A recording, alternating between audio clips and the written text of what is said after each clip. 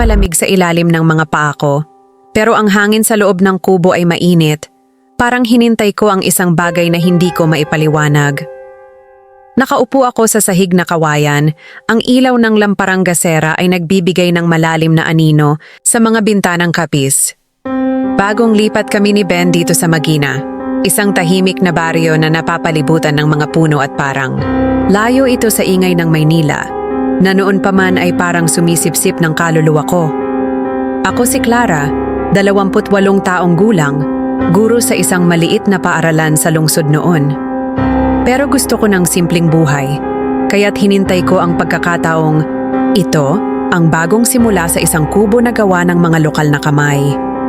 Ang amoy ng mamasa-masang lupa at damong kinain ng kalabaw ay bumabalot sa paligid kasabay ng huni ng mga kuliglig na parang nagkukuwento sa dilim. Pero kagabi, habang inaayos ko ang aming banig, may narinig ako. Isang mahinang kaluskos mula sa ilalim ng sahig. Parang mga kuko na humihila sa kahoy. Ben, narinig mo yon? Bulong ko, pero tulog na siya, humihilik ng mahina. Pinakalmahan ko ang sarili ko. Siguro daga lang, karaniwan dito sa probinsya. Pero may kung anong bigat ang dumagan sa dibdib ko, isang kakaibang pakiramdam na hindi ko maalis. Ang mga taga-baryo ay mainit na tinanggap kami. Si Tia Ising, ang matandang kapitbahay namin, ay nagdala ng suman na nakabalot sa dahon ng saging. Ngumiti siya, pero parang may lalim ang tingin niya. Lalo na nang tumitig siya sa kubo namin. Espesyal ang Magina, sabi niya, habang hinahaplos ang pulang sinulid sa kanyang pulsuhan. Ingat kayo sa gabi. Natatawa akong tumango, iniisip na mga kwento lang ng matatanda ang mga ganito.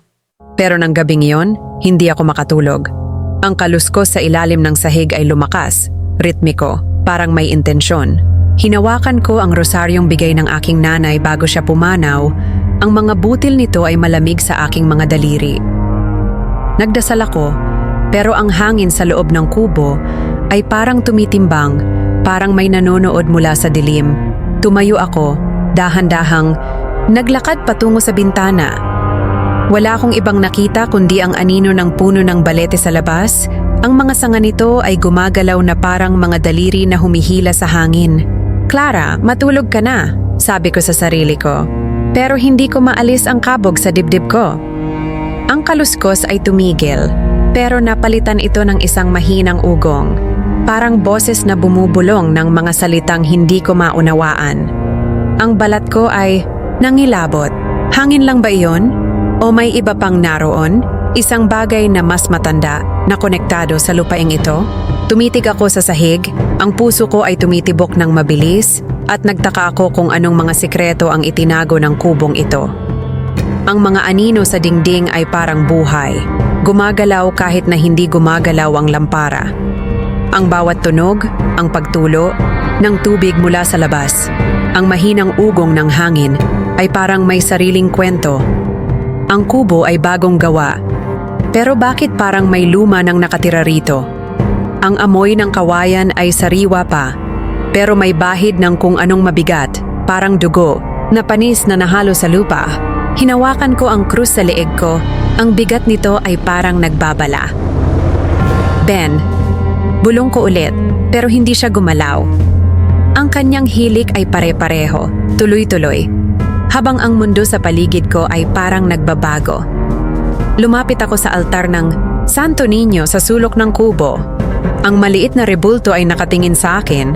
Ang mga mata nito ay parang sinusundan ako. Inayos ko ang kandila sa harap nito, pero ang apoy ay biglang kumislap. Parang may humihip dito kahit nasarado ang mga bintana. Napaatras ako.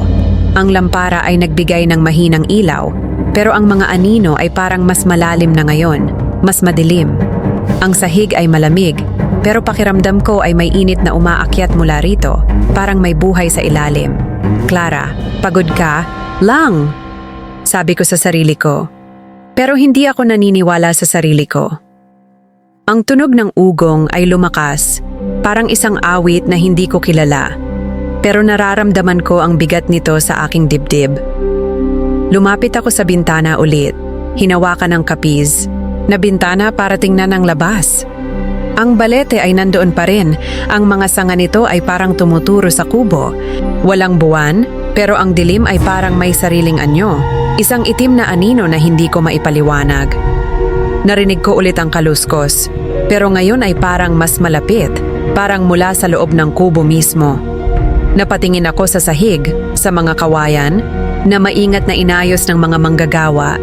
May maliit na puwang sa pagitan ng mga kawayan, at doon ko napansin, isang manipis na linya ng pulang bagay, parang sinulid, na parang inilagay doon ng may layunin. Hinawakan ko ito, pero ang daliri ko ay biglang nanginig. Ang sinulid ay basa, at nang tiningnan ko ang kamay ko, may bahid ng pula dito. Dugo ba ito? O pulang tinta lang? Ben! Sigaw ko, pero ang boses ko ay parang hinigop ng katahimikan. Ang kanyang hilik ay tumigil, pero hindi siya gumalaw. Ang kubo ay biglang naging masyadong tahimik, masyadong malamig. Ang ugong ay bumalik, mas malinaw na ngayon, parang isang bulong na nagsasabi ng pangalan ko. Clara? Napapikit ako. Ang rosaryo ay hinigpitan ko sa kamay ko. Hindi ko alam kung ano ang naroon, pero alam ko na hindi ito hangin o daga. May iba pang narito, at pakiramdam ko ay matagal na itong naghihintay. Lumapit ako sa pintuan, pero bago ko ito mahawakan, may narinig akong mahinang katok mula sa labas. 3 beses, mabagal, parang sinusukat ang bawat tunog. Sino yan? Bulong ko, pero walang sumagot. Ang puso ko ay tumitibok ng mabilis, at ang lampara ay biglang namatay. Iniwan akong nakatayo sa dilim.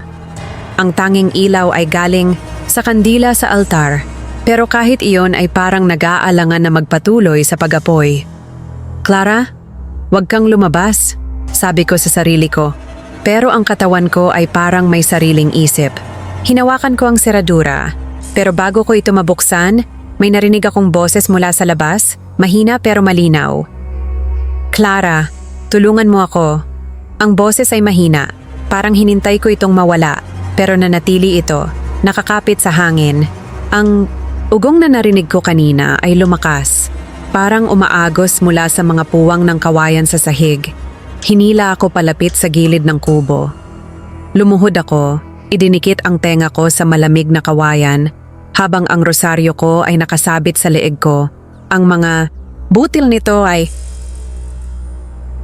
parang nagpapakita ng sariling bigat. Ang tunog ay mas malinaw na ngayon. Malambot, garalgal na pag-awit, parang dasal na napilipit sa isang bagay na mali. Sino yan? Bulong ko, nanginginig ang boses ko. Walang sagot, pero ang awit ay nagpatuloy, hinabi sa hangin ng gabi na parang hinintay akong sumagot. Kinuha ko ang lamparang gasera. Ang apoy nito ay umuga habang gumagalaw ako. Ang ilaw ay walang ipinakita, kundi ang lupa sa ilalim ng nakataas na sahig ng kubo. Pero ang hangin ay mabigat, parang hinintay ko ang hininga ng iba. Naaalala ko ang babala ni Tia Ising tungkol sa Magina, ang paraan ng pagkapit niya sa kanyang anting-anting, isang maliit na supot ng mga damo at buto, nang magsalita siya. Clara, huwag kang lalabas ng gabi, sabi niya. Matalim ang boses niya. Naisip ko na gisingin si Ben, pero alam ko natatawanan niya lang ako, sasabihing paranoid ako. Sa halip, dahan-dahan akong lumabas. Ang damo ay malamig sa aking mga paa. Ang puno ng balete ay nakatayo sa di kalayuan. Ang mga ugat nito ay parang mga ugat na kumakalat sa lupa. Ang awit ay biglang tumigil, napalitan ng kaluskos sa mga palumpong. Hello? Tawag ko, pero ang boses ko ay parang nilamon ng dilim. May gumalaw, isang anino, masyadong matangkad, masyadong manipis para maging tao. Ang lampara ko ay kumisap, at sa isang saglit, sumumpa ako na nakakita ako ng mga mata. Pula at hindi kumukurap, na nakatitig mula sa puno ng balete. Ang puso ko ay kumakalabog sa aking dibdib. Clara, ano to? Bulong ko sa sarili ko habang umatras ako patungo sa kubo. Ang hangin ay naging mas malamig, ang amoy ng mamasamasang lupa ay nahalo na sa isang bagay na maasim, parang bulok na prutas. Natapilok ako pabalik sa loob ng kubo, inilock ang pinto kahit napakiramdam ko ay walang silbi iyon. Ang rosaryo ay mabigat sa kamay ko. Ang mga butil nito ay mainit sa aking balat. Umupo ako sa tabi ng bintana, pinapanood ang balete. Iniisip kung ang mga kwento ng magina tungkol sa mga aswang na nagtatago sa mga anino ay higit pa sa mga kwento lang. Ang gabi ay tahimik, pero ang pulso ko ay tumitibok ng mabilis, parang may hinintay, nag-aabang. Ang kubo ay parang huminga kasabay ko. Ang mga kawayan ay bahagyang umuugoy kahit na walang hangin. Ang lampara ay nagbigay ng mahinang ilaw, pero ang mga anino sa dingding ay parang may sariling galaw, parang mga daliri na sinusubukang abutin. Ako. Narinig ko ulit ang bulong, pero ngayon ay parang mas malapit, parang mula mismo sa loob ng kubo. Clara? Ang pangalan ko ay parang hinintay ng hangin, hinila palabas mula sa mga labi ng isang bagay na hindi ko nakikita. Hinawakan ko ang rosaryo. Ang mga butil nito ay parang nagiinit sa aking palad. Diyos ko, tulungan mo ako, bulong ko. Pero ang katahimikan ay parang sumasagot sa akin ng sarili nitong paraan. Ang altar ng Santo Niño ay nasa sulok. Ang mga mata ng rebulto ay parang sumusunod sa bawat galaw ko. Inayos ko ang kandila. Sa harap nito, pero ang apoy ay biglang humina. Parang hinintay ang isang bagay na darating. Lumapit ako sa sahig ulit. Hinintay ko ang tunog. Ang kaluskos ay bumalik, pero ngayon ay may ritmo, parang mga hakbang na mabagal at maingat. Hinawakan ko ang lampara. Inangat ito para tingnan ang puwang sa ilalim ng kubo. Walang anino, walang daga, pero ang lupa ay parang basa, kahit na hindi umulan. Ang amoy ng bulok ay mas malakas na ngayon, parang isang bagay na matagal nang inilibing doon. Sino ka?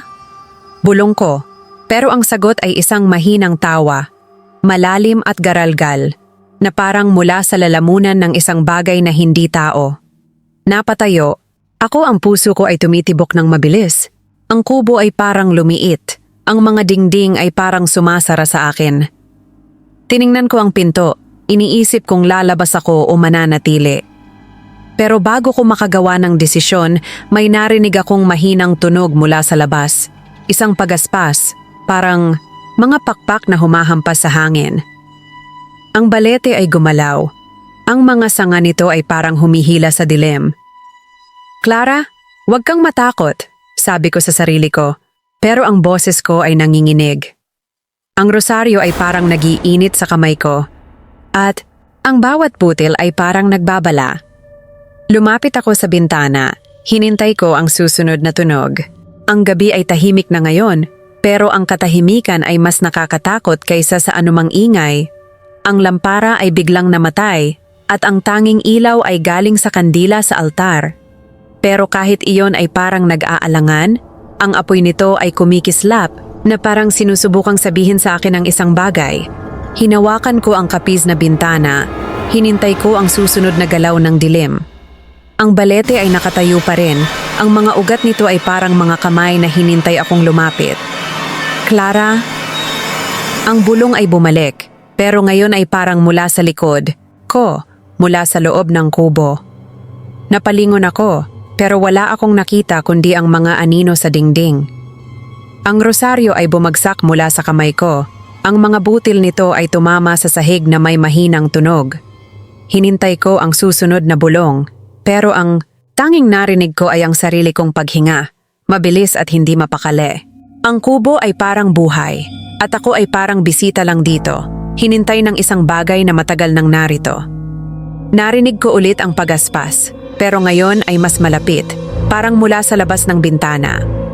Ang mga kapis ay gumalaw, kahit na hindi ko ito hinawakan. Ang dilim sa labas ay parang may sariling anyo, isang itim na anino na hinintay akong tumingin. Diyos ko, ano to? Bulong ko, habang ang puso ko ay tumitibok ng mabilis. Ang kandila sa altar ay biglang namatay, at ang kubo ay nalubog sa dilim. Ang mga kapis ay gumalaw ulit, at sa pagitan ng mga puwang, nakita ko ang isang pares. Nang pulang mata, ang matalim na katok sa bintana ay parang kidlat na nagpabuwal sa mga iniisip ko. Isang tunog na parang kuko na tumatama sa salamin. Natigilan ako. Ang lamparang gasera ay nanginginig sa aking mga kamay. Ang mga kapis ay umuga kahit na walang hangin sa labas. Ben, gising!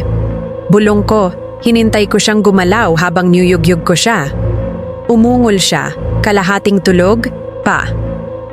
Clara, ano na naman? Sabi niya. Ang boses ay puno ng antok, pero pinatahimik ko siya. Itinuro ko ang bintana. Isa pang katok, sinadya, parang sinusubukan ang tapang ko. Dahan-dahan akong lumapit, ang rosaryo ay mahigpit na hinawakan, ang mga butil nito ay bumabaon sa palad ko. Sumilip ako sa mga kapis, pero wala akong nakita kundi ang baluktot na anino ng balete. Tapos, may gumalaw na anino, matangkad, baluktot. Masyadong mabilis ang galaw para maging tao. Sino yan? Sigaw ko, basag ang boses ko. Walang sagot, tanging katahimikan, mabigat at mali.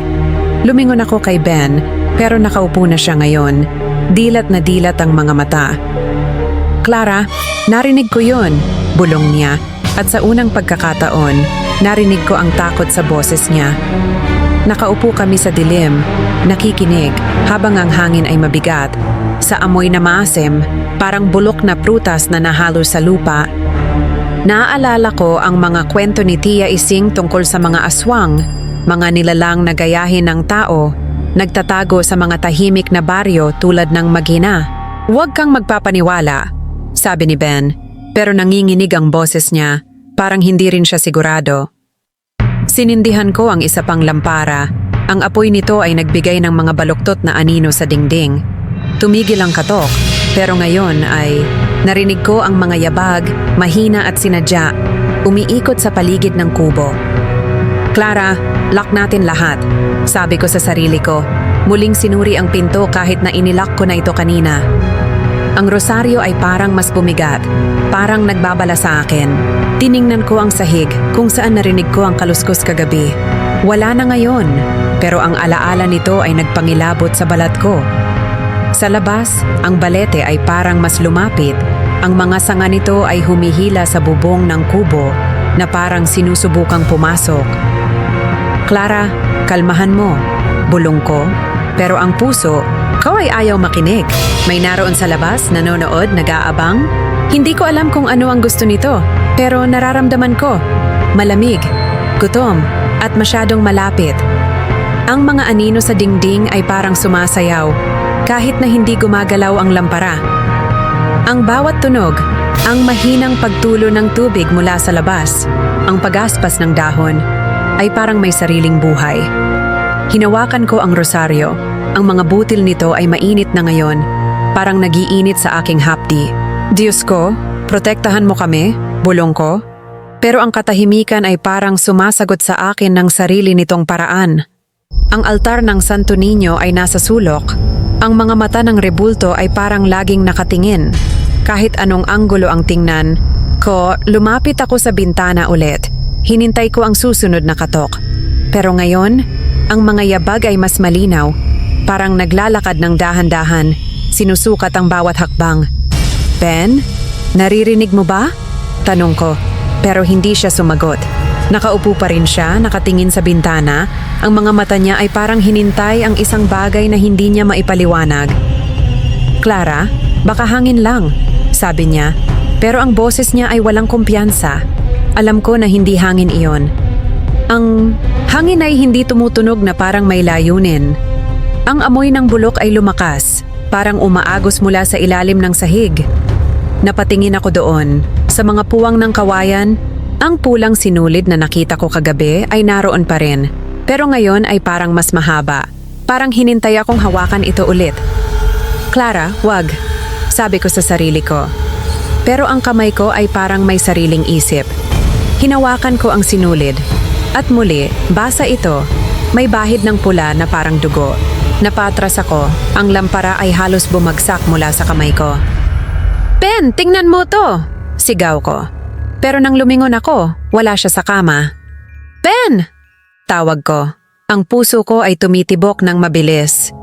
Narinig ko ang mga yabag mula sa labas, pero ngayon ay mas mabilis, parang tumatakbo. Lumapit ako sa pinto, pero bago ko ito mabuksan, ang isa pang katok ay dumating. 3 beses, mabagal, tuloy-tuloy. Sino yan? Sigaw ko ulit, pero ang sagot ay isang mahinang tawa. garalgal, tos malamig, na parang mula sa lalamunan ng isang bagay na hindi tao. Ang rosaryo ay parang nagiinit sa kamay ko at ang bawat butil ay parang sumisigaw ng babala. Tumakbo ako pabalik sa kama, hinintay ko si Ben, pero wala pa rin siya.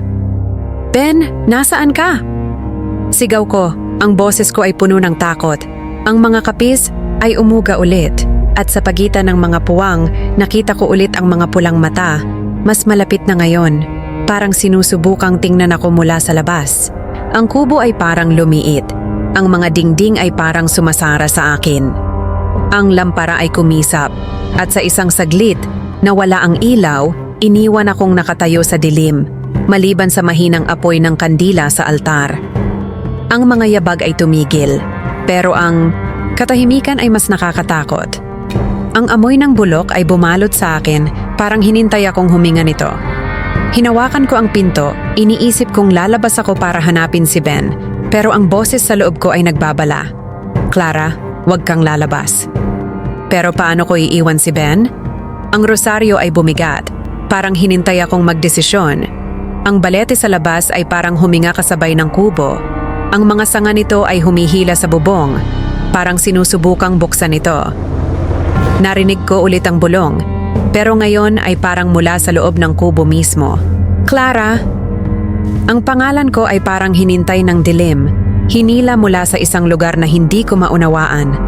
Napapikit ako, ang rosaryo ay mahigpit na hinawakan. Diyos ko, tulungan mo kami. Bulong ko ulit, pero ang kandila sa altar ay biglang namatay at ang kubo ay nalubog sa dilim. Sa gitna ng katahimikan, narinig ko ang boses ni Ben mula sa labas. Clara, tulungan mo ako. Ang boses niya ay parang hinintay ng dilim, isang sigaw na puno ng takot na nagpagitla sa akin. Pero bago ako makagalaw, ang mga yabag ay tumigil at isang mababang, garalgal na tawa ang umalingaw-ngaw mula sa dilim sa labas ng kubo. Ang dugo ko ay parang nagyelo, ang rosaryo ay nadulas mula sa aking pawisan na mga daliri. Tumama sa sahig na may mahinang tunog. Ben, narinig mo yon? Bulong ko, ang boses ko ay halos hindi marinig. Pero si Ben ay nasa bintana na, sumisilip sa labas, ang mga mata niya ay puno ng pag-aalala. Clara, walang tao, sabi niya. Pero ang boses niya ay nanginginig, parang hindi rin siya sigurado. Kinuha ko ang lampara, ang ilaw nito ay halos hindi tumagos sa dilim. Ang tawa ay dumating ulit. Mas malapit na ngayon, parang nasa labas lang ng pinto. Naaalala ko ang pagbisita ni Tia Ising kaninang umaga. Ang mga mata niya ay tumitig sa balete habang inaabot sa akin ang suman na nakabalot sa dahon ng saging. Clara, huwag kayong magpapagabi sa labas, sabi niya. Mahigpit ang hawak sa kanyang anting-anting. Isang maliit na supot ng mga damo at puto na nakatali sa pulang sinulid. May mga bagay dito sa Magina na hindi mo nakikita. Ngumiti ako. Noon, iniisip na mga pamahiin lang ang mga sinasabi niya. Pero ngayon, ang mga salita niya ay parang kumakamot sa isip ko, hinintay akong maniwala. Dahan-dahan akong lumapit sa pinto, ang puso ko ay tumitibok ng mabilis at idinikit ko ang tenga ko sa kahoy. Katahimikan, pero ang maasim na amoy ay mas malakas na ngayon, parang umaagos mula sa mga puwang ng pinto. Clara, balik ka rito. Bulong ni Ben, matalim ang boses niya, pero hindi ko siya pinansin. Kailangan ko ng sagot. Naisip ko ang mga kwento ni Tia Ising, tungkol sa mga aswang na kayang amuyin ang takot, na nagtatago sa harap ng mga tao, nagpapanggap bilang kapitbahay o kaibigan. Kung totoo yon, bakit kami? Bulong ko sa sarili ko, mahigpit na hinawakan ng rosaryo. Ang tawa ay dumating ulit, pero ngayon ay mula sa itaas, parang may bagay sa bubong. Ang kubo ay umuga, parang may dinadala itong bigat na hindi nito dapat kargahin. Napatras ako, natapilok sa banig na nakakalat sa sahig. Clara, tama na yan! Sigaw ni Ben, hinila ako palapit sa kanya. Pero hindi ko maalis ang pakiramdam na may sinusubukan kaming bagay, na parang nilalaro ang takot namin. Ang lampara ay kumisap at sa isang saglit nakita ko ang isang anino na dumaan sa bintana. Mahaba ang mga braso, masyadong manipis, masyadong mali para maging tao. Napahinto ang hininga ko. Ben, may nakita ko? Bulong ko. Ang boses ko ay halos nawala sa takot. Hindi siya sumagot. Hinintay niya lang akong yakapin ng mas mahigpit. Ang gabi ay parang buhay. Dumidiin sa kubo. Hinintay kaming madulas. Ang mga kapis ay umuga ulit. Kahit na walang hangin, at ang tunog ng mga sanga ng balete na humihila sa bubong ay parang mga kuko na kumakamot sa kahoy. Ang amoy ng bulok ay lumakas. Parang hinintay akong lunukin ito. Hinawakan ko ang rosaryo. Ang mga butil nito ay mainit na ngayon. Parang nagbabala sa akin ng isang bagay na hindi ko maunawaan. Diyos ko, ano to? Bulong ko. Pero ang puso ko ay tumitibok ng mabilis. Parang sinusubukang tumakas mula sa dibdib ko. Tiningnan ko ang altar ng Santo Niño. Ang mga mata ng rebulto ay parang laging nakatingin kahit na anong anggulo ang tingnan ko. Ang kandila sa harap nito ay kumikislap. Parang nag-aalangan na magpatuloy sa pag-apoy. Lumapit ako. Sa pinto ulit, hinintay ko ang susunod na tunog. Ang katahimikan ay mas nakakatakot kaysa sa anumang ingay. Ang mga yabag ay bumalik, pero ngayon ay mas mabagal. Parang sinusukat ang bawat hakbang. Ben, naririnig mo ba? Tanong ko. Pero nakatingin lang siya sa bintana. Ang mga mata niya ay puno ng takot. Clara, baka daga lang, sabi niya. Pero alam ko na hindi siya naniniwala sa sarili niya. Ang mga daga ay hindi tumatawa, hindi gumagalaw na parang may layunin. Ang kubo ay parang huminga kasabay ko. Ang mga kawayan ay umuugoy kahit na walang hangin. Tiningnan ko ang sahig, kung saan nakita ko ang pulang sinulid kagabi. Naroon pa rin? Ito, pero ngayon ay parang mas malinaw. Parang hinintay akong abutin ito ulit. Clara, wag, sabi ko sa sarili ko. Pero ang kamay ko ay parang hinila ng isang bagay na hindi ko maipaliwanag. Hinawakan ko ang sinulid. At muli, basa ito, ang pula ay parang dugo na hindi patuyo. Napaatras ako. Ang lampara ay halos bumagsak mula sa kamay ko. Ben, tingnan mo to. Sigaw ko. Pero nang lumingon ako, nakita ko siyang nakatayo sa bintana. Ang likod niya ay nakatalikod sa akin. Ben, anong ginagawa mo? Tanong ko. Ang boses ko ay puno ng takot. Hindi siya sumagot, pero ang mga balikat niya ay parang nanginginig. Lumapit ako sa kanya, pero bago ko siya mahawakan, narinig ko ulit ang tawa. Ngayon ay mas malakas, parang mula sa loob ng kubo mismo. Ang lampara ay biglang namatay, at ang tanging ilaw ay galing sa kandila sa altar. Pero kahit iyon ay parang nag-aalangan, ang apoy nito ay kumikislap na parang sinusubukang sabihin sa akin ang isang bagay. Ang mga kapis ay umuga ulit, at sa pagitan ng mga puwang, nakita ko ulit ang mga pulang mata. Mas malapit na ngayon, parang sinusubukang tingnan ako mula sa labas. Clara, huwag kang lumingon. Bulong ko sa sarili ko, pero ang katawan ko ay parang may sariling isip. Napalingon ako at sa isang saglit nakita ko ang anino. Matangkad, baluktot, ang mga braso ay parang mga sanga ng balete. Napapikit ako, ang rosaryo ay mahigpit na hinawakan. Diyos ko, tulungan mo kami, bulong ko ulit. Pero ang kubo ay parang sumasara sa amin. Ang mga dingding ay parang humihila palapit. Ang amoy ng bulok ay bumalot sa akin, parang hinintay akong huminga nito. Ang mga yabag ay bumalik, pero ngayon ay parang umiikot sa paligid ng kubo. Parang hinintay kaming lumabas. Ben, kailangan nating gawin ang isang bagay, bulong ko, pero hindi siya gumalaw. Ang kanyang katahimikan ay mas nakakatakot kaysa sa anumang tunog. Ang balete sa labas ay parang huminga kasabay ng kubo. Ang mga sanga nito ay humihila sa bubong, parang sinusubukang buksan ito. Narinig ko ulit ang boses ni Jaising sa isip ko. Ang kanyang babala ay parang umuugong sa tenga ko. May mga bagay dito sa magina na hindi mo nakikita. Pero ngayon, pakiramdam ko ay nakikita ko na sila at hinintay nila akong makilala sila. Ang mga kapis ay huminto sa pag-uga. Pero ang dilim sa labas ay parang huminga. At narinig ko ang bulong. Clara, buksan mo ang pinto. Ang bulong ay parang hinintay akong sumagot, Pero bago ko maiproseso ang narinig ko, isang malakas na kalabog ang yumanig sa kubo. Parang may mabigat na bagay ang tumalon mula sa bubong patungo sa lupa.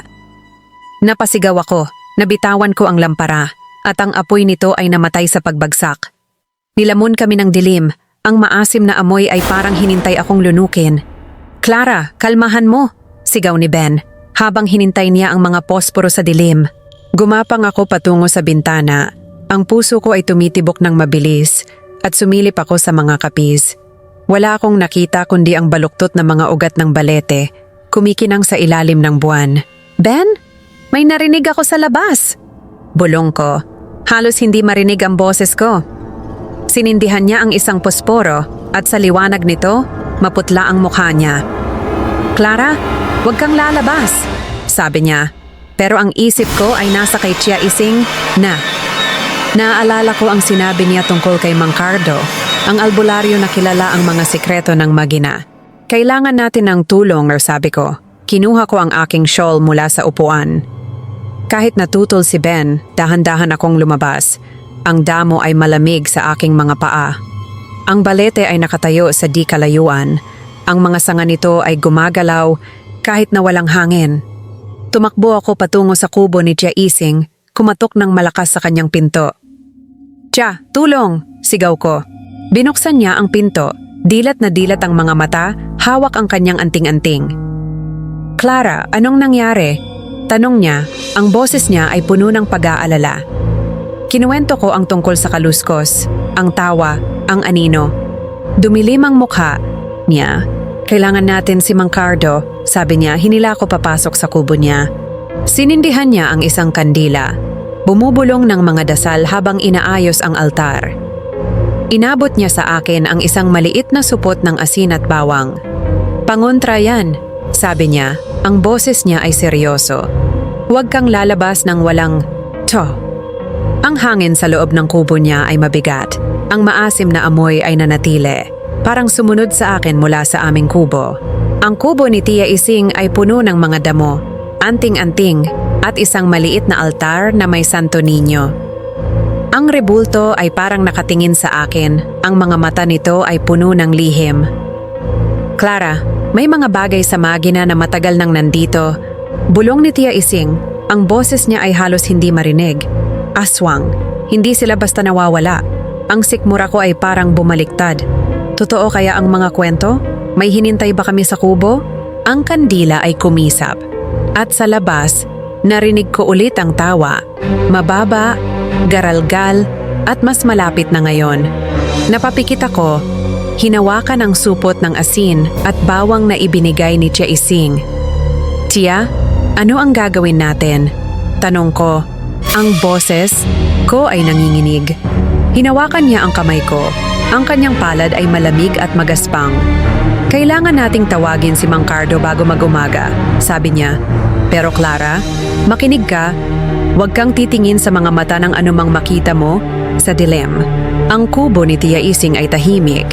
Pero ang katahimikan ay parang may sariling bigat. Ang amoy ng mga damo at insenso ay nahalo sa maasim na amoy na dala ko mula sa aming kubo. Ang kandila ay nagbigay ng mahinang ilaw, pero ang mga anino sa dingding ay parang gumagalaw, parang mga daliri na sinusubukang abutin ako. "Tia, bakit kami ang hinintay?" tanong ko. Ang puso ko ay tumitibok ng mabilis.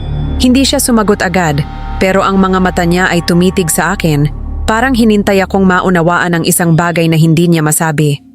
"Clara, ang lupaing ito ay may kasaysayan," sabi niya. Ang boses niya ay mabigat. "Ang balete sa labas ng kubo niyo, hindi lang iyon puno. May mga espiritu doon, mga bagay na hindi natin dapat guluhin." Ang mga salita niya ay parang hinintay akong matakot at nagtagumpay siya. Naaalala ko ang mga sanga ng balete, ang paraan ng pagkilos nito na parang mga kamay na humihila sa dilim. "Pero bakit kami?"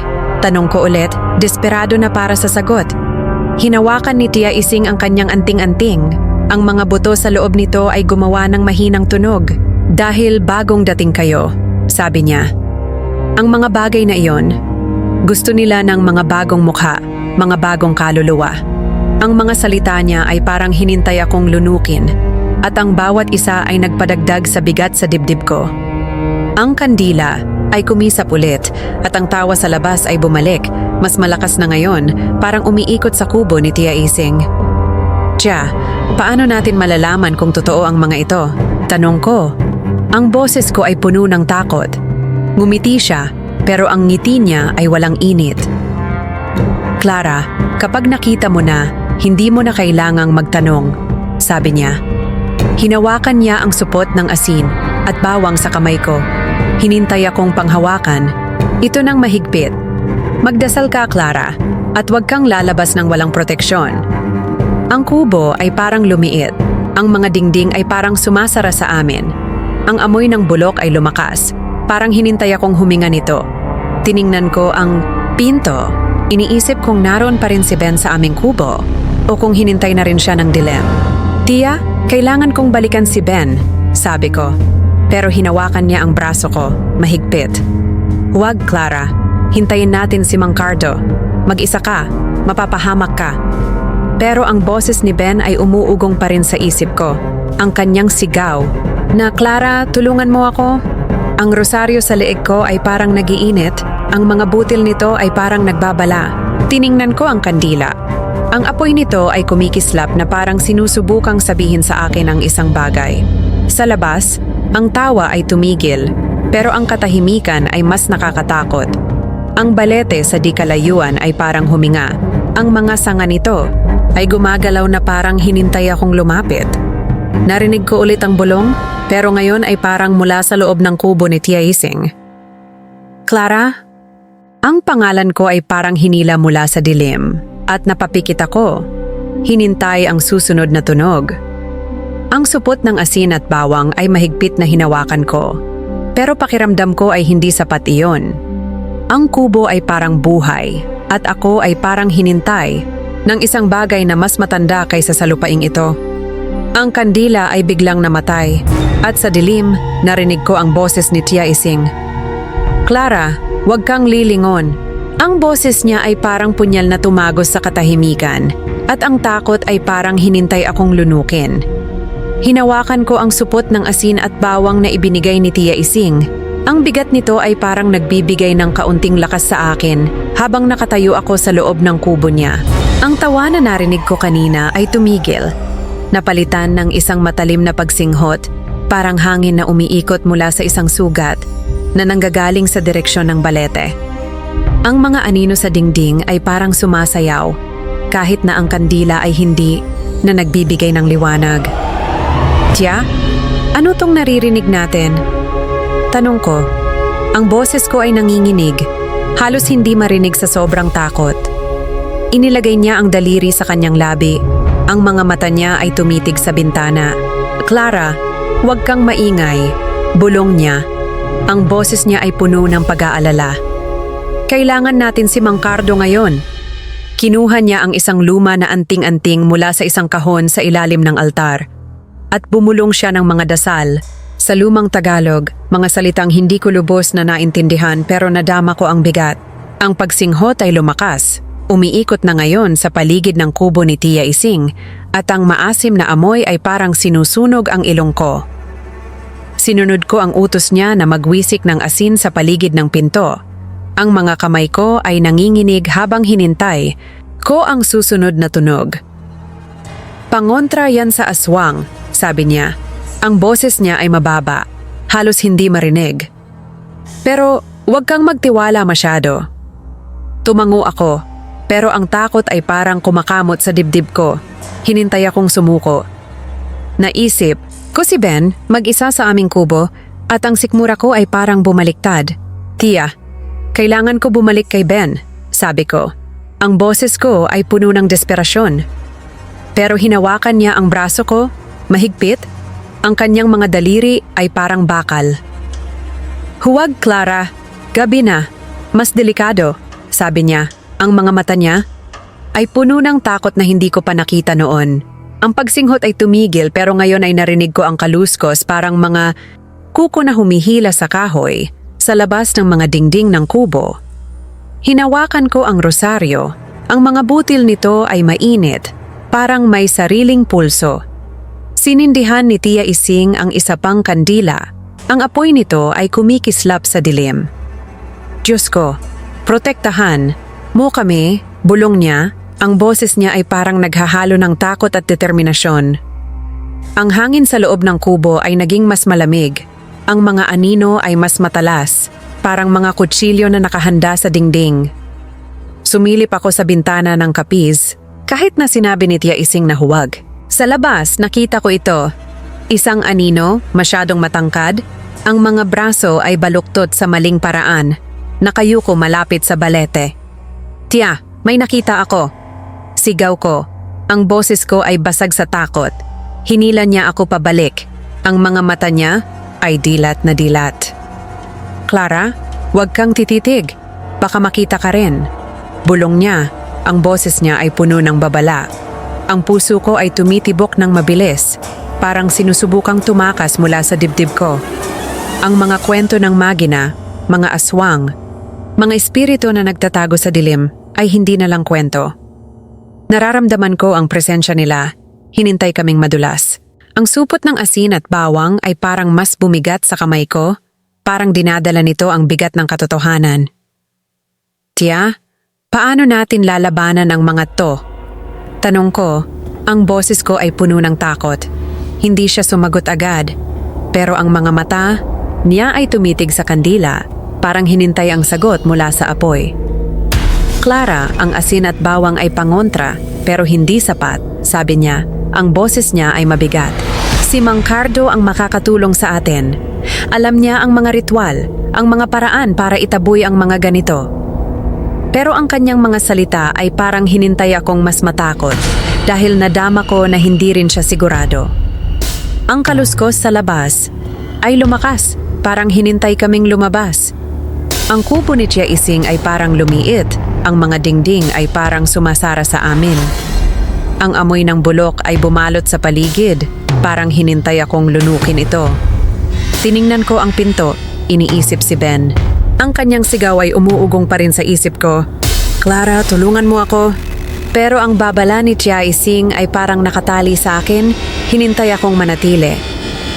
Tia, paano kung kailangan ako ni Ben? Tanong ko. Ang boses ko ay puno ng pangamba. Hinawakan niya ang kamay ko. Ang kanyang palad ay malamig at magaspang. Clara, kung lalabas ka ngayon, baka hindi ka na makabalik. Sabi niya. Ang mga mata niya ay puno ng takot. Ang kandila ay kumisap ulit at ang mga anino sa dingding ay parang gumagalaw. Parang mga daliri na sinusubukang abutin kami. Narinig ko ulit ang kaluskos. Pero ngayon ay parang mas malapit, parang mula sa ilalim ng kubo mismo. Hinawakan ko ang supot ng asin at bawang.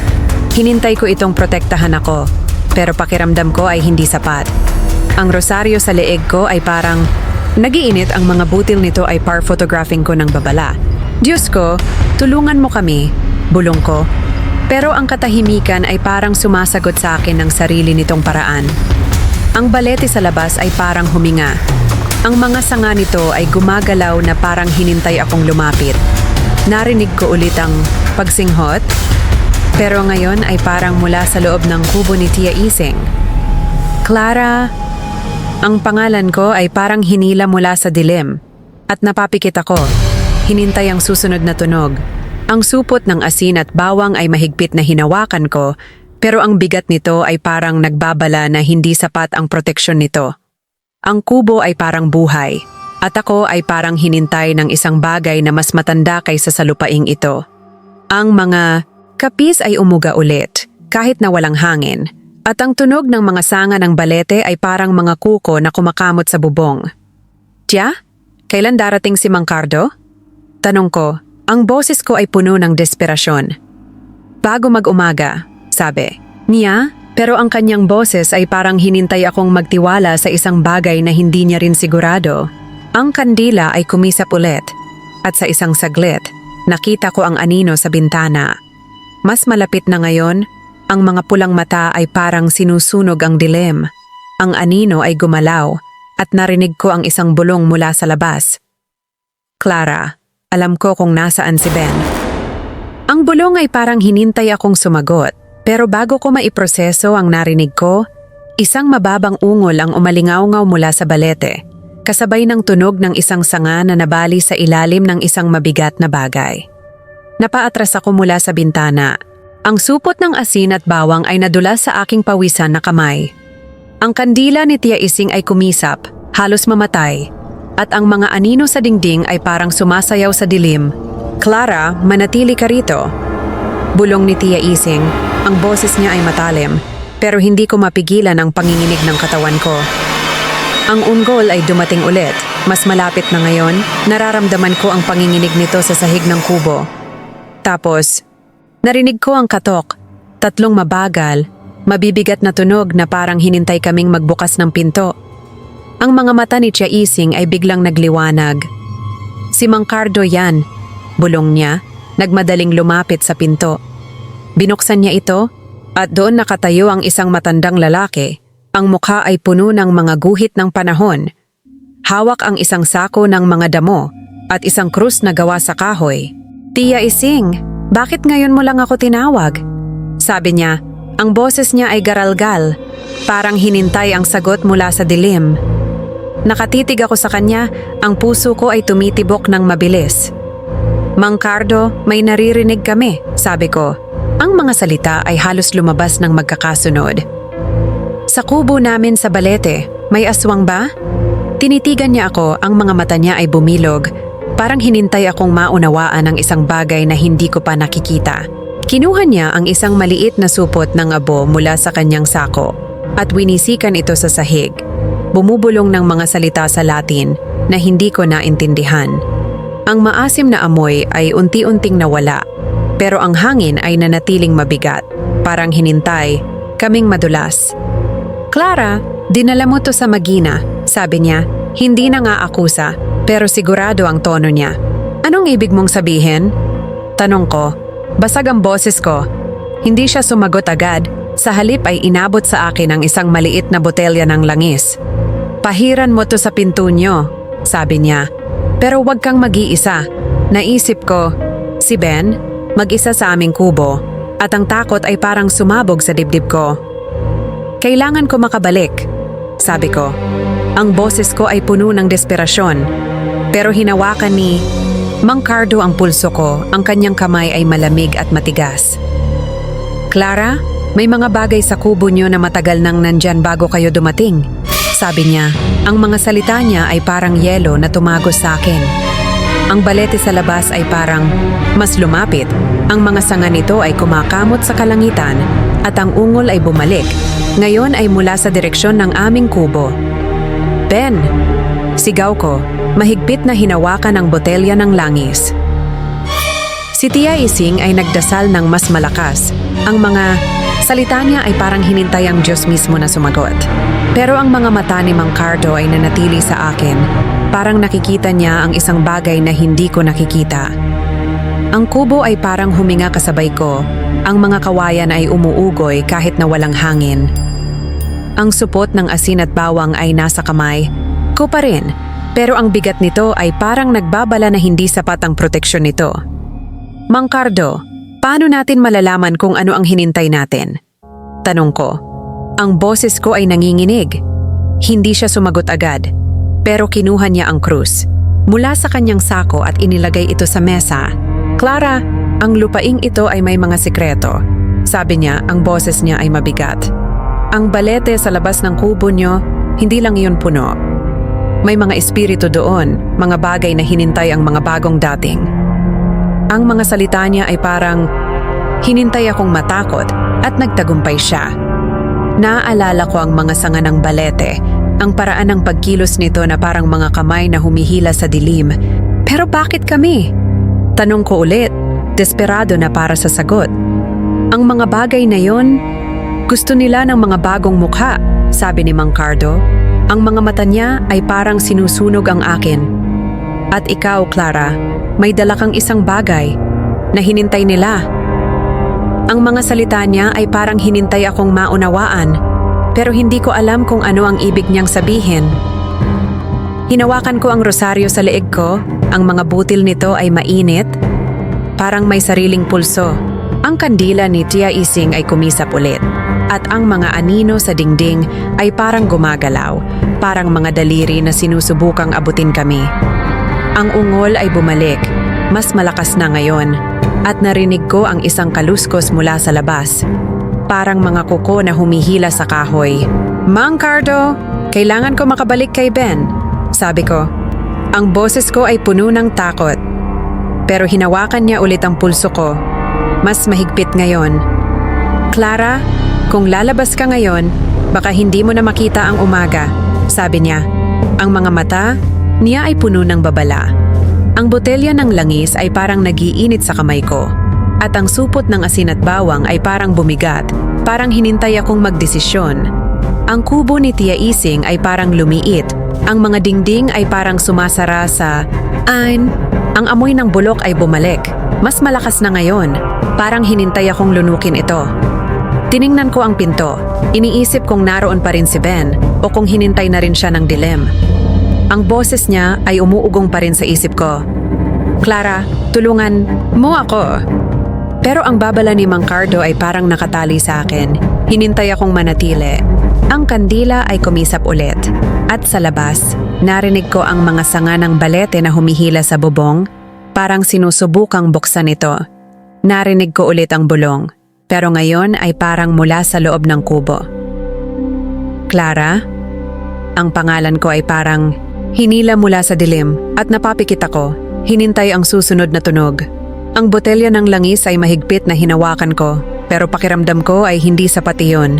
Ang kubo ay parang buhay, at ako ay parang hinintay ng isang bagay na mas matanda kaysa sa lupaing ito. Ang mga kapis ay umuga ulit, at sa pagitan ng mga puwang, nakita ko ang isang anino na may pulang mata, huminto, at pagkatapos ay nawala sa dilim. Ang ungol ay biglang naging isang matinis na sigaw, parang hinintay ang gabi mismo na mapunit, at nanggagaling ito sa aming kubo. Natigilan ang puso ko. "Ben!" Sigaw ko. Hinintay ko ang sagot habang hinila ko ang kamay ko mula sa mahigpit na hawak ni Mang Cardo. "Clara, huwag!" Sigaw ni Tia Ising. Ang boses niya ay puno ng takot. Pero tumakbo na ako palabas ng pinto. Ang botelya ng langis at supot ng asin at bawang ay nasa mga kamay ko. Ang balete ay nakatayo sa di kalayuan habang tumatakbo ako. Ang mga ugat nito ay parang mga ahas na gumagapang sa ilalim ng liwanag ng buwan. Ang sigaw ay lumakas, hindi natural. Parang boses na hinintay na lampasan ang pagiging tao. "Ben, nandyan ka ba?" Tawag ko, pero ang boses ko ay parang nilamon ng mamasamasang hangin. Ang maasim na amoy ay sumalubong sa akin, mas malakas na ngayon, nahalo sa isang bagay na metaliko, parang dugo. Nakarating ako sa aming kubo. Ang pinto ay nakabukas ng bahagya, at ang lamparang gasera sa loob ay kumikislap ng hindi mapakali. "Ben?" Sigaw ko ulit, humakbang ako papasok. Ang banig ay punit-punit, at may mga gasgas na parang gawa ng kuko sa sahig na kawayan. Ang rosaryo ko ay nahulog, ang mga butil nito ay nagkalat sa sahig. "Saan ka na?" Bulong ko, ang mga luha ay tumulo sa aking mga mata. Ang sigaw ay tumigil, napalitan ng mabigat na paghinga, hindi tao, na nanggagaling sa ilalim ng kubo.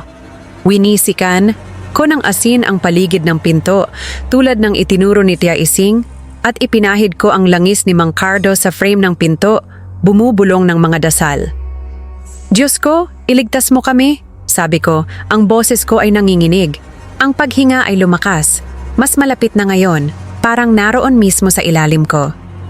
Kinuha ko ang bolo mula sa dingding. Ang talim nito ay kumikinang sa mahinang ilaw ng lampara. "Kung sino ka man, lumayas ka."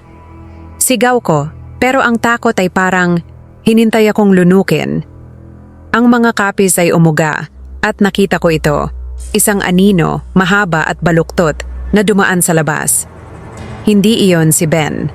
Ang mga kamay ko ay nanginginig habang hinawakan ko ang bolo. Ang matalim na amoy ng langis ay nahalo sa bulok na amoy sa labas. Naaalala ko ang mga salita ni Mang Cardo. May narito na bago pa kami dumating. Konektado ba ito sa kubo? Sa magina? Ang paghinga ay tumigil, pero ang katahimikan ay mas nakakatakot. Mabigat na parang hinintay kaming madulas. Ang kubo ay parang Huminga kasabay ko, ang mga kawayan ay umuugoy kahit na walang hangin. Tiningnan ko ang sahig kung saan nakita ko ang pulang sinulid kagabi. Naroon pa rin ito, pero ngayon ay parang mas mahaba. Parang hinintay akong abutin ito ulit. Clara, wag! Sabi ko sa sarili ko. Pero ang mga mata ko ay hinintay ang anino sa labas. Ang lampara ay kumisap ulit at ang mga anino sa dingding ay parang sumasayaw. Parang mga daliri na sinusubukang abutin ako. Hinawakan ko ang botelya ng langis. Ang bigat nito ay parang nagbabala. Ben, nasaan ka? Bulong ko ulit. Pero ang katahimikan ay parang sumasagot sa akin ang sarili nitong paraan. Ang altar ng Santo Niño ay nasa sulok. Ang mga mata ng rebulto ay parang laging nakatingin. Sinubukan kong magdasal, pero ang mga salita ay parang natigil sa lalamunan ko. Ang amoy ng dugo ay lumakas, parang hinintay akong amuyin ito. Lumapit ako sa pinto, hinintay ko ang susunod na tunog. Ang mga kapis ay umuga ulit at sa pagitan ng mga puwang, nakita ko ang anino. Mas malapit na ngayon, ang mga pulang mata ay parang sinusunog ang dilim. Diyos ko, tulungan mo ako, bulong ko. Pero ang puso ko ay tumitibok ng mabilis, parang sinusubukang tumakas. Ang kubo ay parang lumiit, ang mga dingding ay parang sumasara sa akin. Hinawakan ko ang bolo ng mas mahigpit, pero pakiramdam ko ay hindi sapat iyon. Ang mga gasgas sa sahig ay parang nagkukwento. Parang hinintay akong maunawaan ang isang bagay na hindi ko pa handa na harapin. Ben, kung narito ka, magpakita ka! Sigaw ko. Pero ang boses ko ay parang nilamon ng katahimikan. Narinig ko ulit ang paghinga, pero ngayon ay parang mula sa loob ng kubo mismo. Napalingon ako, hinintay ko ang anino. Pero wala akong nakita kundi ang mga anino sa dingding. Ang botelya ng langis ay parang nagiinit sa kamay ko. At ang supot ng asin at bawang ay parang bumigat, parang hinintay akong magdesisyon. Tiningnan ko ang pinto. Iniisip kong lalabas ako para hanapin si Ben. Pero ang babala ni Mang Cardo ay umuugong sa isip ko. May mga bagay sa kubo niyo na matagal nang nandyan. Ang mga kapis ay umuga ulit at narinig ko ang isang kaluskos mula sa labas, parang mga kuko na humihila sa kahoy. Clara. Ang bulong ay bumalik, pero ngayon ay parang mula sa ilalim ng sahig. Napapikit ako, hinawakan ang bolo ng mas mahigpit. Kung sino ka man, hindi mo makukuha si Ben. Sigaw ko, pero ang boses ko ay nanginginig. Ang kubo ay parang buhay, at ako ay parang hinintay ng isang bagay na mas matanda kaysa sa lupaing ito. Ang lampara ay biglang namatay, at ang tanging ilaw ay galing sa buwan na tumagos sa mga kapis. Ang anino sa labas ay gumalaw ulit, at sa isang saglit nakita ko ito. Mas malapit na ngayon. Ang mga braso ay parang mga sanga ng balete. Ang mga pulang mata ay parang hinintay akong tumingin. Ang puso ko ay tumitibok ng mabilis, at ang bolo ay parang walang silbi sa kamay ko. Diyos ko, iligtas mo kami, bulong ko ulit. Pero ang katahimikan ay parang sumasagot sa akin ng sarili nitong paraan. Ang anino ay huminto sa labas ng bintana, at narinig ko ang isang bulong na parang mula kay Ben. Clara, nasa ilalim ako. Ang boses ay parang hinintay akong maniwala. Pero bago ko maiproseso ang narinig ko, isang malamig na kamay ang humaplos sa bukong-bukong ko mula sa ilalim ng sahig, na nagpadala sa akin ng sigaw at natapilok pabalik. Ang bolo ay nadulas mula sa kamay ko, tumama sa kawayan na may malakas na kalansing. Nagmadali akong hinintay ang mga butil ng rosaryo na nagkalat sa sahig. Hinawakan ko ang mga ito habang umatras ako patungo sa dingding. Sino yan? Sigaw ko, basag ang boses ko sa takot. Ang hangin ay mabigat. Ang maasim na amoy ay hindi na makayanan. Parang ang kamatayan mismo ang bumabalot sa akin. Ang lamparang gasera ay kumisap, nagbibigay ng mga baluktot na anino sa dingding. Lumuhod ako, sumilip sa mga puwang ng kawayan sa sahig. Ang puso ko ay tumitibok ng mabilis. At doon, nakita ko, mga mata, pula, kumikinang, hindi kumukurap, na nakatitig pabalik mula sa dilim sa ilalim. Diyos ko, sigaw ko, kumapang ako palayo, ang mga tuhod ko ay nanginginig. Ang bagay ay suminghot, Ang hininga nito ay mainit at mabaho, parang umaagos mula sa sahig. Kinuha ko ang botelya ng langis, winisikan ko ito sa kawayan. Nagdadasal na sana ay sapat ito. Ben, kung naririnig mo ko, tulong. Sigaw ko, pero ang katahimikan lamang ang sumagot. Ang kubo ay umuga, parang may mabigat na bagay ang umaakyat. Sa mga stilts nito, naaalala ko ang mga kwento ni Tia Ising, kung paano ang mga aswang ay makakapasok sa mga puwang, gayahin ang mga boses, pakainin ang takot. Hindi totoo yun, bulong ko sa sarili ko, pero ang puso ko ay hindi naniniwala. Ang mga mata ay nawala, pero ngayon ay narinig ko ang kaluskos, mabagal at sinadya, umiikot sa paligid ng kubo. Ipinahid ko ang natitirang langis sa mga bintana. Ang supot ng asin ay halos walang laman na. Clara, kalmahan mo, sabi ko sa sarili ko. Pero ang mga kamay ko ay nanginginig, halos hindi ko maikuyom ang kamao. Ang rosaryo ay mainit, parang sinusunog ang palad ko. Pinoprotektahan ba ako nito? O nagbabala?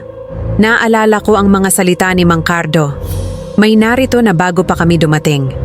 Nagulo ba namin ito? Ang kaluskos ay tumigil, napalitan ng isang boses. Mababa at garalgal bumubulong ng pangalan ko. Clara! Hindi iyon si Ben. Hindi iyon tao. Ang dugo ko ay parang nagyelo sa aking mga ugat. Hinawakan ko ulit ang bolo. Ang bigat nito ang tanging nagbigay ng kaunting ginhawa. Ang kubo ay parang lumiit. Ang mga dingding ay parang sumasara sa akin. Hinintay akong makulong kasama ang anumang nasa ilalim. Ang amoy ng bulok ay lumakas.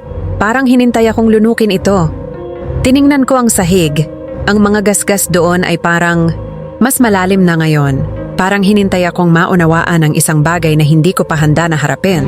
Ben, kung naroon ka, magpakita ka. Sigaw ko, pero ang boses ko ay parang nilamon ng katahimikan. Ang lampara ay kumisap ulit at ang mga anino sa dingding ay parang gumagalaw. Parang mga daliri na sinusubukang abutin ako. Hinawakan ko ang botelya ng langis. Ang bigat nito ay parang nagbabala na hindi sapat iyon. Ang altar ng Santo Niño ay nasa sulok. Ang mga mata ng rebulto ay parang laging nakatingin, parang hinintay akong magdesisyon. Sinubukan kong magdasal, pero ang mga salita ay parang natigil sa lalamunan ko. Ang paghinga mula sa ilalim ay bumalik. Mas malakas na ngayon, parang naroon mismo sa likod ko. Diyos ko, iligtas mo kami, bulong ko. Pero ang puso ko ay tumitibok ng mabilis, parang sinusubukang tumakas. Ang mga kapiz ay umuga ulit at sa pagitan ng mga puwang, nakita ko ang anino. Mas malapit na ngayon, ang mga pulang mata ay parang sinusunog ang dilim. Hinawakan ko ang bolo ng mas mahigpit, pero pakiramdam ko ay walang silbi iyon. Ang kubo ay parang buhay. Ang mga kawayan ay umuugoy kahit na walang hangin. Narinig ko ulit ang bulong, pero ngayon ay parang mula sa loob ng kubo mismo. Clara! Ang pangalan ko ay parang hinila mula sa dilim at napapikit ako. Hinintay ang susunod na tunog. Tiningnan ko ang pinto, iniisip kong lalabas ako para hanapin si Ben. Pero ang babala ni Mang Cardo ay umuugong sa isip ko. May mga bagay sa kubo nyo na matagal nang nandyan. Ang mga gasgas sa sahig ay parang nagkukwento. Parang hinintay akong maunawaan ang isang bagay na hindi ko pa handa na harapin. Ang supot ng asin ay halos walang laman na, at ang botelya ng langis ay parang nagiinit sa kamay ko. Kung sino, "Come on, lumayas ka!" Sigaw ko ulit, pero ang boses ko ay nanginginig. Parang hinintay akong sumuko. Ang kubo ay parang huminga kasabay ko. Ang mga dingding ay parang sumasara sa akin. Ang amoy ng dugo ay lumakas. Parang hinintay akong amuyin. Ito. Tiningnan ko ang ilalim ng sahig. Hinintay ko ang mga pulang mata, pero wala akong nakita kundi ang dilim. Pero nararamdaman ko ito.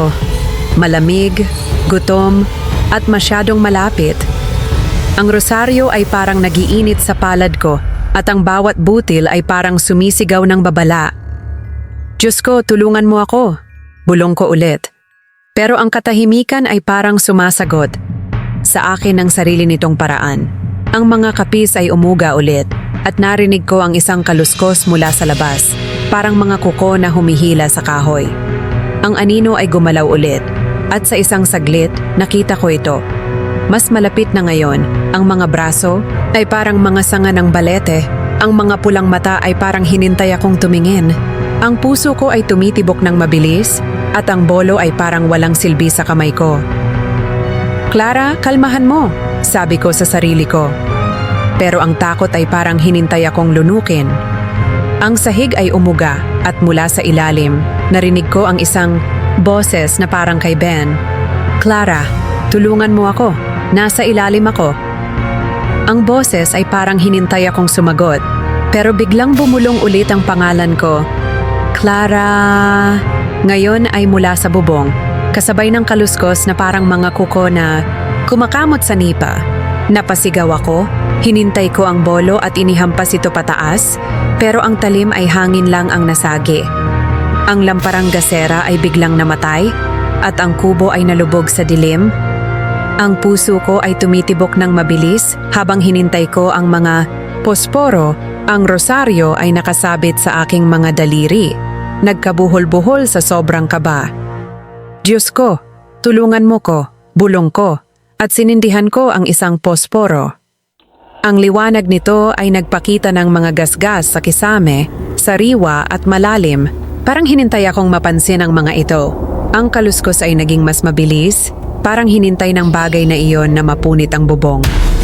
Winisikan ko ang natitirang asin sa paligid. Ang mga kamay ko ay nanginginig na halos mabitawan ko ang supot. Huwag kang makapasok, sigaw ko. Ang boses ko ay basag na sa sobrang takot. Narinig ko ang mga yabag, mabibigat mabilis, mula sa labas. Clara, buksan mo to, sigaw ni Mang Cardo. Nagmadali akong binuksan ang pinto at pumasok siya. Kasabay si Tia Ising na hawak ang isang krus na gawa sa kahoy. Clara, nagsimula na, sabi ni Mang Cardo, habang winisikan niya ang abo sa paligid namin, gumagawa ng isang bilog. Sinindihan niya ang mga kandila, bumubulong ng mga dasal sa lumang Tagalog. Ang boses niya ay matatag pero puno ng pangangailangan. Si Tia Ising ay lumapit sa akin, inabot ang isang butil ng bawang. Hawakan mo to, Clara, sabi niya. Ang mga mata niya ay puno ng takot pero determinado. Huwag mong bibitawan. Hinawakan ko ang bawang. Ang matalim na amoy nito ay parang sinusunog ang mga mata ko. Ang hangin ay naging mas malamig. Ang maasim na amoy ay nahalo na sa usok mula sa mga damo ni Mang Cardo. Ang kaluskos sa bubong ay tumigil, pero ang boses ay bumalik, mas malakas, parang nang-iinsulto. Clara, walang makakatakas. Mahigpit. Kung hinawakan ng bawang, ang hapdi nito ay parang nagbibigay ng kaunting lakas. Si Mang Cardo ay nagpatuloy sa pagdasal habang gumuhit siya ng mga simbolo sa sahig gamit ang abo. Ang mga kandila ay kumikislap, parang hinintay ang isang bagay na darating. Clara, sabihin mo, kailan niyo binili itong kubo? Tanong niya, ang boses niya ay matalim. 1 buwan lang, sagot ko, nanginginig ang boses ko. Dumilim ang mukha niya, parang hinintay akong maunawaan ang isang bagay na hindi ko pa handa na harapin. May dugo rito bago kayo dumating, sabi niya. Ang mga salita niya ay parang hinintay akong matakot. Ang sikmura ko ay parang bumaliktad. Dugo? Kanino? Ang kubo ay umuga ulit. Ang nipa sa bubong ay parang napupunit. Si Tia Ising ay nagdasal ng mas malakas. Ang boses niya ay nanginginig pero hindi tumitigil. Ang presensya ng bagay na iyon ay parang hinintay kaming lunukin. Ang bigat nito ay nadama ko sa bawat paghinga ko. Ang mga mata ni Mang Cardo ay tumitig sa akin, matalim at puno ng layunin. Clara, handa ka na ba? Tanong niya. Tumango ako, natatakot pero handang lumaban. Kahit na ang puso ko ay tumitibok ng mabilis, parang sinusubukang tumakas. Ang mga kandila ay kumisap at ang mga anino sa dingding ay parang gumagalaw, parang mga daliri na sinusubukang abutin kami. Ang amoy ng bulok ay lumakas, parang hinintay akong amuyin ito. Hinawakan ko ang bawang ng mas mahigpit, pero pakiramdam ko ay hindi sapat iyon. Ang rosaryo sa leeg ko ay parang nagiinit, ang mga butil nito ay parang sumisigaw ng babala. Diyos ko, iligtas mo kami, bulong ko. Pero ang kubo ay parang buhay, Ang mga kawayan ay umuugoy kahit na walang hangin. Ang mga gasgas sa kisame ay parang mas malalim na ngayon. Parang hinintay akong mapansin ang mga ito. Tiningnan ko ang sahig kung saan nakita ko ang pulang sinulid kagabi. Naroon pa rin ito. Pero ngayon ay parang mas malinaw, parang hinintay akong abutin ito ulit. Clara, wag, sabi ko sa sarili ko. Pero ang mga mata ko ay hinintay ang anino sa labas. Ang boses ay bumalik ulit. Clara! Hindi iyon si Ben. Hindi iyon tao. Si Mang Cardo ay nagpatuloy sa pagdasal. Ang mga salita niya ay parang hinintay ang dilim na tumakas. Clara, ang kubo niyo ay itinayo sa lupaing may kasaysayan. Sabi niya, ang boses niya ay mabigat. Ang balete sa labas, hindi lang iyon puno. May mga espiritu doon at hinintay nila ang mga bagong dating. Ang mga salita niya ay parang hinintay akong matakot at nagtagumpay siya. Naaalala ko ang mga sanga ng balete, ang paraan ng pagkilos nito na parang mga kamay na humihila sa dilim. Ang kubo ay umuga ulit at narinig ko ang isang kaluskos mula sa bubong, parang mga kuko na humihila sa nipa. Mang Cardo, ano ang gagawin natin? Tanong ko. Ang boses ko ay puno ng desperasyon. Kailangan nating tapusin ang ritual bago magumaga, sabi niya, habang winisikan niya ang abo sa paligid ng pinto. Si Tia Ising ay nagdasal ng mas malakas. Ang kanyang krus ay parang nag-iilaw sa dilim. Pero ang presensya ng bagay na yon ay parang mas malakas. Parang hinintay kaming madulas. Ang bawang sa kamay ko ay parang nag-iinit. At ang botelya ng langis ay halos walang laman na. Ang mga kandila ay kumisap ulit. At sa isang saglit, nakita ko ang anino sa bintana.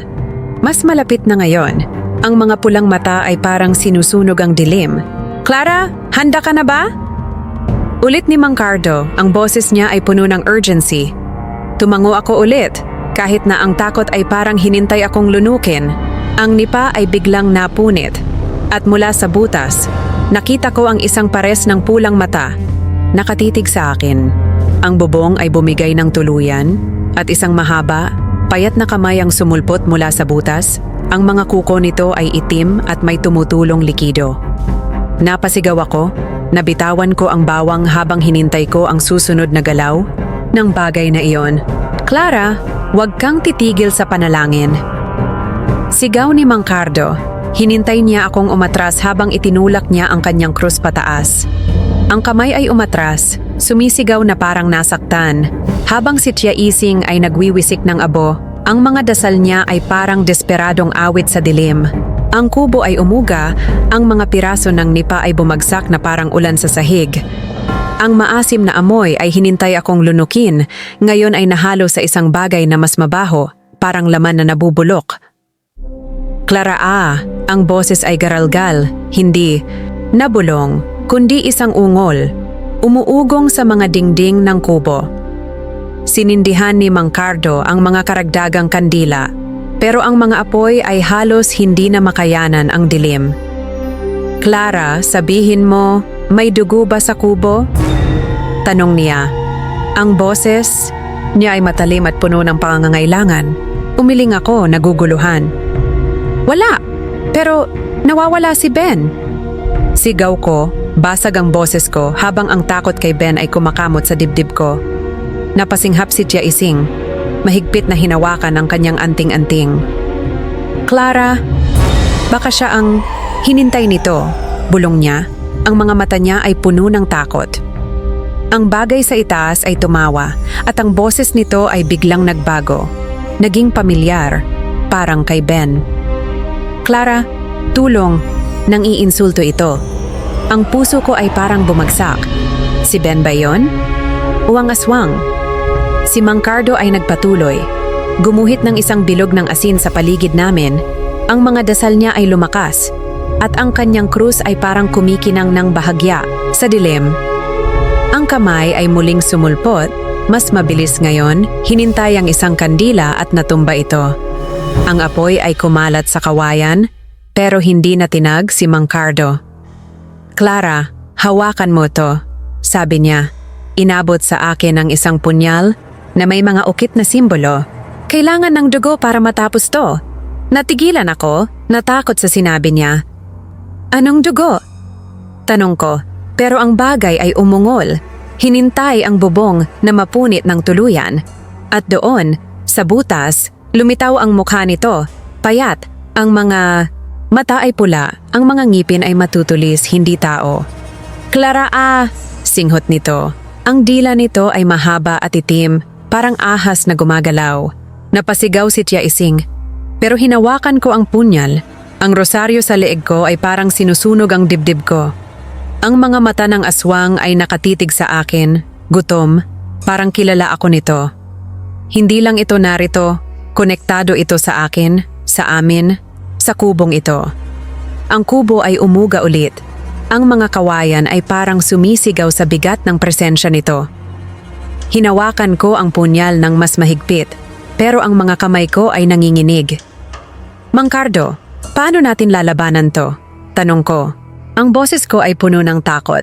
Hindi siya sumagot agad, pero ang mga mata niya ay tumitig sa akin, parang hinintay akong maunawaan ang isang bagay na hindi ko pa handa na harapin.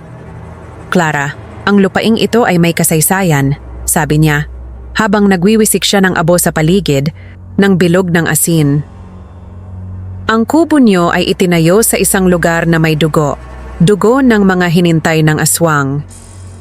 Ang mga salita niya ay parang hinintay akong matakot at nagtagumpay siya.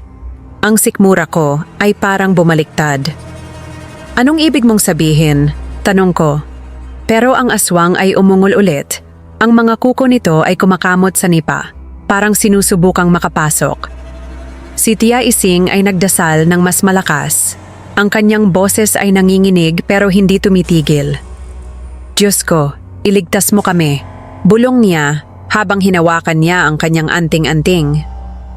Ang mga kandila ay kumisap at ang usok mula sa mga damo ni Mang Cardo ay bumalot sa paligid na halo sa amoy ng bulok. Ang aswang ay tumawa ulit. Ang boses nito ay parang hinintay kaming lahat na sumuko.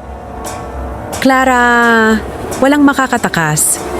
Nang iinsulto ito at ang bawat salita ay parang hinintay akong lunukin ng takot. Hinawakan ko ang punyal. Ang mga ukit nito ay parang nag-iinit sa palad ko. Ang rosaryo ay parang nag-iilaw sa dibdib ko, pero pakiramdam ko ay hindi sapat iyon. Mang Cardo, anong dugo ang kailangan? Tanong ko ulit, desperado na para sa sagot. Pero bago siya makasagot, ang aswang ay sumulpot ulit. Ang mga kuko nito ay halos abutin ang bilog ng asin. Clara, kailangan nating tapusin to bago mag-umaga, sabi ni Mang Cardo. Ang boses niya ay puno ng urgency. Ang kubo ay parang lumiit. Ang mga dingding ay parang sumasara sa amin. Ang amoy ng bulok ay lumakas. Parang hinintay akong amuyin ito. Tiningnan ko ang punyal. Iniisip kung anong dugo ang kailangan. Ang aswang ba? O ang akin? Ang mga mata nito ay nakatitig sa akin. Parang hinintay akong magdesisyon. Clara, handa ka na ba? Tanong ni Mang Cardo ulit. Ang mga mata niya ay puno ng babala. Tumango ako kahit na ang takot ay parang hinintay akong lunukin. Ang mga kapis ay umuga ulit. At sa pagitan ng mga puwang, nakita ko ang aswang, mas malapit na ngayon. Ang mga pulang mata ay parang sinusunog ang dilim. Ang punyal ay parang nagiinit sa kamay ko at ang rosaryo ay parang sumisigaw ng babala. Diyos ko, tulungan mo kami, bulong ko ulit. Pero ang kubo ay parang buhay at ang aswang ay parang hinintay kaming lahat. Ang aswang ay tumawa ulit at ang boses nito ay nagbago, parang kay Ben. Clara, bakit mo ako iniwan? Ang boses ay parang hinintay akong sumuko. Pero bago ko maiproseso ang sakit nito, ang aswang ay tumalon papasok sa kubo. Ang mga kuko nito ay kumakamot sa kawayan. Ang mga pulang mata ay nakatuon sa akin. Napatras ako. Ang punyal ay nanginginig sa kamay ko. Itinulak ako ni Mang Cardo sa likod niya. Itinuloy niya ang kanyang krus. Lumayas ka, demonyo. Sigaw niya. Ang boses niya ay umuugong na parang kulog. Ang aswang ay suminghot. Ang katawan nito ay bumaluktot. Ang mga buto ay lumalangit-ngit habang yumuyuko ito. Si Tia Ising ay naghagis ng asin. Sumisigaw, Clara, huwag kang tumingin sa mata. Pero hindi ko maalis ang tingin ko. Ang mukha nito ay nagbago. Saglit na naging kay Ben, tapos bumalik sa kanyang anyong halimaw. Clara, tulong! Nangiinsulto ito ulit. Ang boses nito ay isang nakakasakit na imitasyon. Ang puso ko ay parang nadurog. Ben, kung ikaw yan, lumaban ka. Sigaw ko, ang mga luha ay tumulo sa pisngi ko. Hinawakan ni Mang Cardo ang braso ko, mahigpit. Clara, hindi na yan si Ben, sabi niya. Ang mga mata niya ay madilim at puno ng kalungkutan. Ang kubo to, may sumpa. Dugo ang nagbigkis dito. Natigilan ako. Ang mga salita niya ay parang yelo sa aking ugat. Sumpa? Itinuro niya ang punyal sa kamay ko. Kailangan ng dugo mo para sirain ito. Ang aswang ay sumulpot. Ang mga kuko nito ay sumasaksak. Pero ang krus ni Mang Cardo ay huminto rito. Ang mga sigaw nito ay yumanig sa mga dingding. Si Tia Ising ay nagsindi. Nang mga damo, ang usok nito ay sumakit sa mga mata ko. Clara, gawin mo na! Sabi niya, ang boses niya ay puno ng pangangailangan. Hinintay ko ang punyal at hinila ito sa palad ko. Ang dugo ay tumulo sa sahig na kawayan. Ang aswang ay umungol. Ang katawan nito ay nanginig. Parang nasasaktan. Si Mang Cardo ay nagdasal ng mas mabilis. Winisika ng langis sa sahig. Clara, dugo mo ang susi, sabi niya. Ang kubo, binuo sa dugo ng iba. Ang isip ko ay nagulo. Dugo ng iba? Kanino? Ang mga mata ng aswang ay mas nagliyab. Ang mga kuko nito ay hinintay akong abutin. Ipinahid ko ang dugo ko sa punyal. Nagdadasal, Diyos ko, iligtas mo kami. Ang kubo ay umuga. Parang ang lupa mismo ay tumatanggi sa nilalang na ito. Ang anyo ng aswang ay kumisap, humina, pero ang gutom nito ay lumakas. Ang mga panga nito ay kumakagat sa hangin. Napagtanto ko na wala na si Ben. Kinuha na siya ng bagay na ito at ang dugo ko ang tanging natitira sa amin. Ang kubo ay parang huminga kasabay ko. Ang mga kawayan ay umuugoy kahit na walang hangin. Ang usok mula sa mga damo ni Tia Ising ay bumalot sa paligid. Nahalo sa amoy ng bulok na parang hinintay akong lunukin. Ang rosaryo sa leeg ko ay parang nagiinit. Ang mga butil nito ay parang sumisigaw ng babala. Hinawakan ko ang punyal ng mas mahigpit, pero ang mga kamay ko ay nanginginig. Ang dugo ko ay tumutulo pa rin mula sa hiwa sa palad ko. Mang Cardo, anong dugo ang kailangan? Tanong ko ulit. Ang boses ko ay basag sa takot. Hindi siya sumagot agad pero ang mga mata niya ay tumitig sa akin. Parang hinintay akong maunawaan ng isang bagay na hindi ko pa handa na harapin. Ang aswang ay umungol ulit. Ang mga kuko nito ay kumakamot sa bilog ng asin. Pero ang krus ni Mang Cardo ay parang nagbibigay ng liwanag sa dilim. Si Tia Ising ay nagdasal ng mas malakas. Ang kanyang boses ay nanginginig pero hindi tumitigil. Diyos ko, iligtas mo kami, bulong niya, habang hinawakan niya ang kanyang anting-anting. Ang mga kandila ay kumisap, at ang mga anino sa dingding ay parang gumagalaw. Parang mga daliri na sinusubukang abutin kami. Ang kubo ay umuga ulit, ang mga piraso ng nipa ay bumagsak sa sahig, at ang mga mata ng aswang ay nakatitig sa akin, gutom. Parang kilala ko nito. Clara! Singot nito, ang dila nito ay mahaba at itim, parang ahas na gumagalaw. Napapikit ako, hinintay ang susunod na galaw nito, pero ang punyal sa kamay ko ay parang nagiinit, parang hinintay akong gamitin ito. Mang Cardo, paano natin tapusin to? Tanong ko, ang boses ko ay puno ng desperasyon. Clara, ang dugo mo ang kailangan para sirain ang sumpa, sabi ni Mang Cardo. Ang boses niya ay matalim. Pero kailangan mong magtiwala. Ang mga salita niya ay parang hinintay akong matakot at nagtagumpay siya. Ang sikmura ko ay parang bumaliktad ulit. Ang dugo ko? Bakit? Pero bago ko makapagtanong ulit, ang aswang ay sumulpot. Ang mga kuko nito ay halos abutin ang bilog ng asin. Clara, gawin mo na! Sigaw ni Tia Ising. Ang mga mata niya ay puno ng takot. Ipinahid ko ang dugo ko sa punyal ulit. Ang hapdi ng hiwa ay parang nagbibigay ng kaunting lakas. Ang kubo ay umuga ng mas malakas. Parang ang lupa mismo ay sumisigaw. Ang aswang ay umungol. Ang anyo nito ay kumisap ulit. Parang hinintay ang dugo ko na tuluyang sirain ito. Pero ang mga mata nito ay nanatiling nakatitig. Parang hinintay akong madulas. Diyos ko, tulungan mo kami. Bulong ko ulit. Pero ang kubo ay parang buhay at ang aswang ay parang hinintay kaming lahat. Ang aswang ay umatras pero ang boses nito ay bumulong ulit. Clara, hindi mo ako matatakasan. Ang sigaw ng aswang ay tumagos sa hangin at ang sahig ng kubo ay biglang bumuka, nagpapakita ng isang madilim na hukay sa ilalim. Napasinghap ako. Ang dugo mula sa palad ko ay tumulo sa kawayan, nahalo sa mga gasgas doon. Hinila ako ni Mang Cardo pabalik. Ang kanyang krus ay nakataas. Clara, huwag kang lalapit. Babala niya, pero ang dilim ng hukay ay parang buhay. Tumitibok kasabay ng maasim na amoy na bumalot sa amin. Ang aswang ay kumakamot sa hangin. Ang katawan nito ay parang lumiit, na parang sinusunog ng dugo ko. Clara singhot nito. Ang boses nito ay ngayon ay parang koro ng sakit, puno ng hinagpis. Si Tia Ising ay naghagis ng mga damo sa hukay, bumubulong, lumayas ka sa lupaing to. Ang usok ay lumakas, at ang aswang ay natisod. Ang mga pulang mata nito ay humina. Mahigpit kong hinawakan ang punyal. Ang dugo ko ay nahalo sa abo sa sahig. Lumuhod si Mang Cardo, sumilip sa hukay. Clara, dito nagsimula, sabi niya. Ang boses niya ay mabigat. Ang kubo, itinayo sa isang libingan. Dugo ang nagbigkis sa aswang dito. Isang libingan? Ang sikmura ko ay parang bumaliktad. Sino yon? Tanong ko. Nanginginig ang boses ko. Hindi siya sumagot agad, pero ang mga mata niya ay nagsabi ng sapat. May namatay dito. Matagal bago kami dumating. Ang aswang ay sumulpot ulit.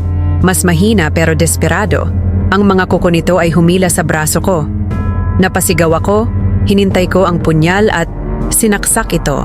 Umungo ang aswang, ang dugo nito, itim at makapal, ay tumulo mula sa sugat. Si Mang Cardo ay nagbuhos ng langis sa hukay, nagdasal ng mas malakas. Clara, itapon mo ang dugo mo rito? Sigaw niya.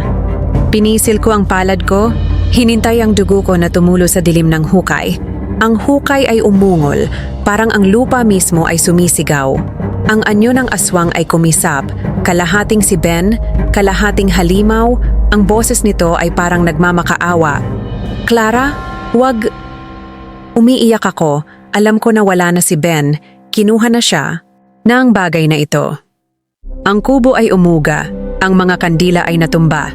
Habang ang dilim ng hukay ay nilamon ang mga sigaw ng aswang, hinawakan ni Tia Ising ang kamay ko. Ang mga dasal niya ay desperado, mabilis. Ang katotohanan ay tumama sa akin. Ang kubong ito ay itinayo sa kamatayan, at ako ang kailangang magtapos nito. Ang amoy ng bulok ay lumakas, parang hinintay akong lunukin.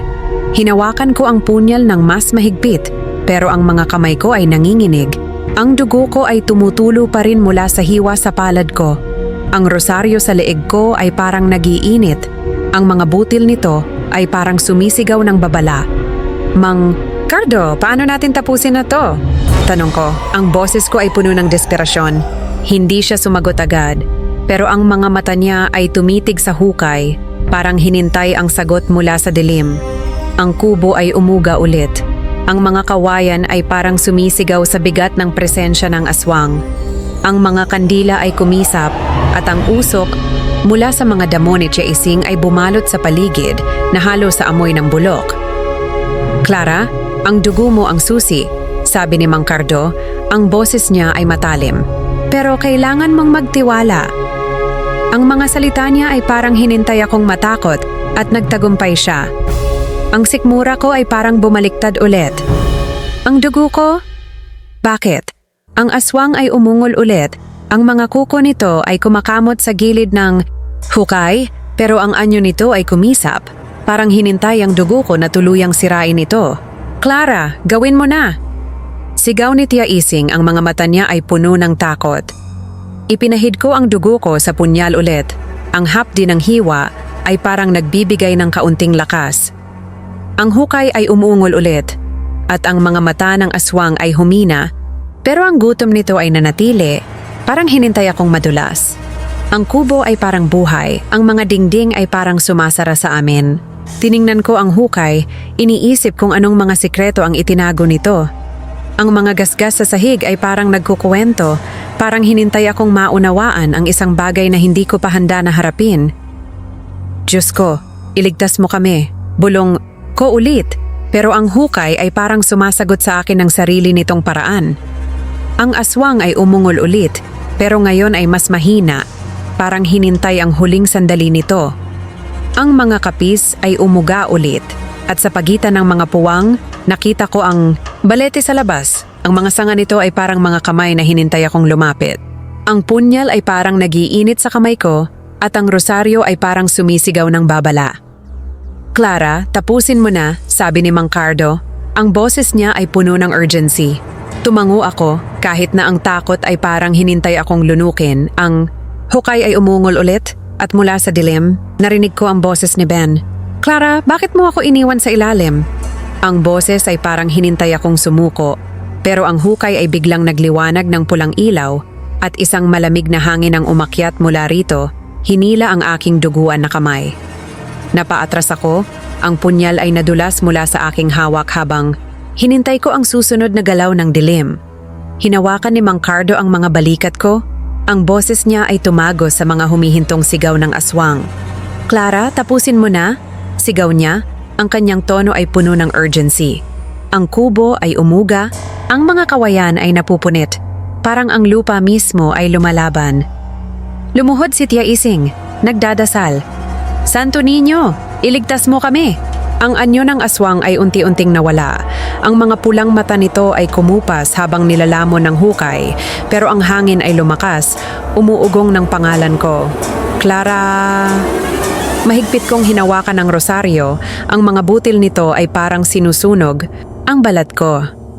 Si Mang Cardo ay nagbuhos ng natitirang langis sa hukay, bumubulong ng mga salitang hindi ko naintindihan. Ang boses niya ay matatag pero puno ng pangangailangan. Clara, ang dugo mo ang susi, sabi niya. Isara mo ang sumpa. Ang kamay ko ay nanginginig habang pinisil ko ang palad ko. Hinintay ang dugo ko na tumulo sa hukay. Ang bawat patak ay parang sumisitsit habang tumatama sa pulang liwanag. Ang kubo ay umungol at sa labas, ang balete ay lumangit-ngit. Ang mga ugat nito ay parang gumagalaw, kumakapit sa lupa. Nakita ko ang mga kislap, mga mukha, hindi kay Ben, kundi mga estranghero, sumisigaw, nakulong sa hukay. Sino sila? Bulong ko, natakot sa nakita. Ang mukha ni Mang Cardo ay madilim. Mga hinintay ng aswang, mga inosente bago kayo. Sabi niya, ang mga salita niya ay parang hinintay akong matakot. Ang katotohanan ay parang bumagsak sa dibdib ko. Ang kubong ito ay isang bitag, itinayo sa dugo ng mga hinintay ng aswang. Hinintay ko ang punyal at hinila ito ng mas malalim sa palad ko. Ang dugo ay dumaloy ng malaya. Tapos na to, sigaw ko, at itinapon ko ang punyal sa hukay. Ang hangin ay umungol. Ang liwanag ng hukay ay sumiklab. Pagkatapos ay humina. Ang huling sigaw ng aswang ay umalingaw-ngaw. Pagkatapos ay katahimikan. Ang kubo ay tumigil sa pag-uga. Ang maasim na amoy ay nawala, napalitan ng amoy ng lupa at damo. Si Tia Ising ay umiyak. Mahigpit na hinawakan ang kanyang krus. Si Mang Cardo ay tumango. Pagod pero siguradong natapos na ang ritual. Clara, natapos mo, sabi niya. Ang boses niya ay mabigat pero may kumpiyansa. Pero ang puso ko ay masakit. Si Ben ay wala na, kinuha ng hukay, at ang dilim nito ay nanatili sa isip ko. Bumubulong ng mga sikretong hindi ko na maiwawaksi. Ang rosaryo sa leeg ko ay parang bumigat. Ang mga butil nito ay parang nagbabala pa rin. Tiningnan ko ang hukay, ngayon ay tahimik. Pero ang mga mukha ng mga estranghero ay nanatili sa aking isip. Parang hinintay akong alalahanin. Sila ang kubo ay parang huminga kasabay ko, pero ang bigat ng lupaing ito ay nanatili. Ang balete sa labas ay tahimik na ngayon, pero ang mga sanga nito ay parang mga kamay pa rin, na parang nagbabantay. Mang Cardo, sigurado bang tapos na? Tanong ko, ang boses ko ay nanginginig. Hindi siya sumagot agad, pero ang mga mata niya ay tumitig sa hukay. Parang hinintay ang isang bagay na maaaring bumalik. Clara, ang sumpa ay nasira, pero ang lupaing ito, hindi nito kailanman makakalimutan ang dugo, sabi niya. Ang mga salita niya ay parang hinintay akong maunawaan ang bigat ng ginawa ko. Ang usok mula sa mga damo ni Tia Ising ay unti-unting nawala, pero ang amoy ng lupa ay nanatili, parang nagpapaalala ng mga sikreto ng hukay. Hinawakan ko ang hiwa sa palad ko. Ang hapdi nito ay parang nagbibigay ng kaunting lakas. Pero ang pagkawala ni Ben ay parang hinintay akong lunukin at ang bawat hakbang ko palayo sa hukay ay parang hinintay akong bumalik. Ang rosaryo ay parang nagiinit pa rin at ang bawat butil ay parang nagbabala na hindi pa tapos ang lahat. Ang kubo ay tahimik na ngayon, pero ang katahimikan ay mabigat, parang hinintay kaming madulas. Tiningnan ko ang mga kandila, ngayon ay natumba na, ang mga apoy ay namatay. Ang balete sa labas ay parang nagbabantay pa rin. Ang mga ugat nito ay nakakapit sa lupa, parang hinintay ang susunod na bisita. Diyos ko, iligtas mo kami, bulong ko ulit. Pero ang hukay ay parang sumasagot sa akin ng sarili nitong paraan, tahimik pero puno ng mga sikreto. Ang hukay ay tumigil sa pag-ungol, pero sa dilim, narinig ko ang isang mahinang bulong. Clara, babalik kami. Ang hukay ay nagsara na may mahinang ugong, pero isang mahinang bulong ang nanatili, tinutukoy ang pangalan ko mula sa mga anino. Bumagsak ako sa sahig ng kubo, ang dugo ay tumutulo pa rin mula sa aking kamay, ang rosaryo ay malamig na nakadikit sa dibdib ko. Nakatayo sina Mang Cardo at Tia Ising sa itaas ko, ang mga mukha nila ay pagod pero may ginhawa. Clara, ligtas na tayo, sabi ni Tia Ising. Ang boses niya ay malambot. Halos nagpapakalmahan. Pero hindi ko iyon naramdaman. Wala na si Ben, ang kawalan niya ay parang sugat na mas malalim kaysa sa hiwa sa palad ko. Ang kubo ay tahimik na. Ngayon, ang balete sa labas ay hindi na gumagalaw. Ang mga sanga nito ay hindi na kumakamot sa kalangitan. Kinuha ni Mang Cardo ang kanyang mga damo. Ang kanyang krus ay mabigat sa kanyang kamay. Clara, ang sumpa nasira mo, sabi niya. Ang boses niya ay puno ng kumpiyansa pero may bahid ng babala. Pero Magina, may mga sikreto pa rin. Tumango ako, masyadong pagod para magsalita. Ang hangin ay parang mas magaan, pero ang bulong, ang pangalan ko, malambot at malamig, ay umuugong pa rin sa isip ko. Nawala na ba ito? O hinintay lang ako? Binendahan ko ang kamay ko. Ang mga mantsa ng dugo sa kawayan ay nagpapaalala ng gabi. Tinulungan ako ni Tia Ising na maglinis. Ang mga dasal, niya ay tahimik na Clara, uwi na tayo sa kubo ko, sabi niya. Pero umiling ako. Sa akin ang kubong ito, sumpaman o wala. Kailangan kong manatili, maunawaan kung ano ang aming ginigising. Kinabukasan, naglakad ako patungo sa balete. Ang mga ugat nito ay tahimik na ngayon.